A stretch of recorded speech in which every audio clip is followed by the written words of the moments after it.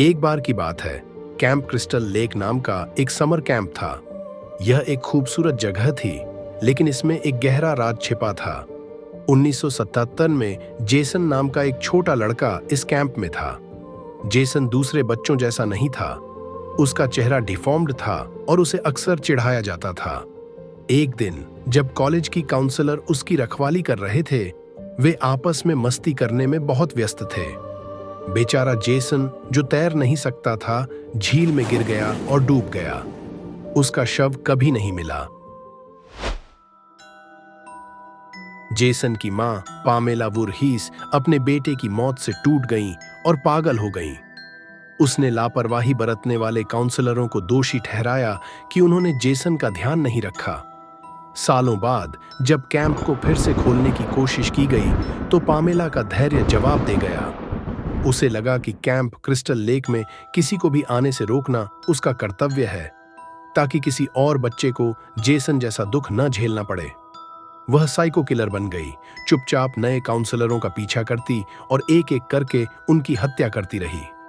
वह दुख और गुस्से से भरी एक भयानक शक्ति थी, लेकिन अंत में एक बहादुर लड़की एलिस ने पलटवार किया और पामेला का सिर काट दिया। मगर कहानी यहीं खत्म नहीं हुई। एक चौंकाने वाले मोड़ पर यह पता चला कि जेसन बचपन में सचमुच डूबा नहीं था। वह बच गया था।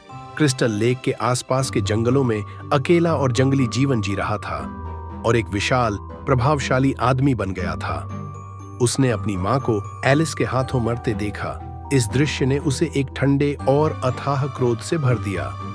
अब जेसन के पास मारने के दो कारण थे: अपनी प्यारी मां का बदला लेना और जो कोई भी उसके क्षेत्र कैंप क्रिस्टल लेक में कदम रखने की हिम्मत करता, उसे दंडित करना। उसने अपने आतंक का शासन शुरू किया। शुरू में वह अपना डिफॉर्म्ड चेहरा छिपाने के लिए अपने सिर पर एक बोरा पहनता था। फिर अपने एक क्रूर हमले में उसे कुछ ऐसा मिला जो उसकी पहचान बन गया, एक हॉकी मास्क। उसने उसे पहन लिया और इस तरह खामोश, नकाबपोश हत्यारे का जन्म हुआ। उस दिन से जेसन वुरहीस एक इमॉर्टल बन गया। वह किशोरों, काउंसलरों और क्रिस्टल लेक के बहुत करीब आने वाले किसी भी व्यक्ति का शिकार करता था।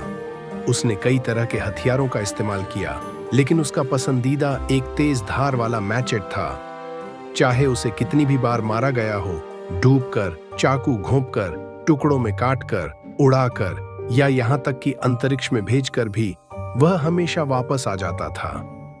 बिजली का एक झटका उसे वापस लाने की कोशिश करने वाला एक हताश जीवित व्यक्ति, या बस उसकी हत्या करने की तीव्र इच्छा, कुछ न कुछ उसे हमेशा मौत से वापस ले आता था। जेसन कोई ऐसा राक्षस नहीं जो खुद को समझाता हो या बातें करता हो। वह एक खामोश, अथक, अमर शक्ति है, बदले का एक भयानक अवतार और कैंप क्रिस्टल लेक के काले इतिहास का प्रतीक है। वह केवल मारने के लिए मौजूद है, हमेशा अपने घर की रखवाली करता है और उन लोगों को दंडित करता है जिन्हें वह अपने क्रोध के योग्य समझता है। और यही जेसन वुरहीस की सरल, भयानक कहानी है।